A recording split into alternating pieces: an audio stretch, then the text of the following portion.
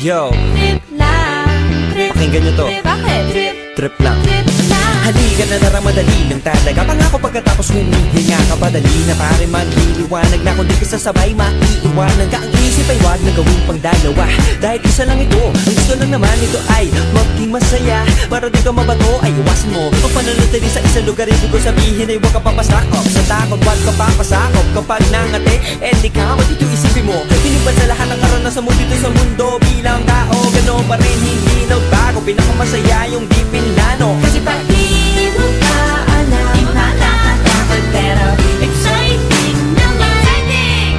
Yeah! Sumabay lang sibat na ng bahala. Oras na subukan ang di pa nagagawa.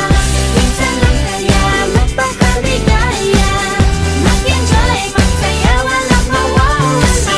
Trip, trip, trip, trip lang.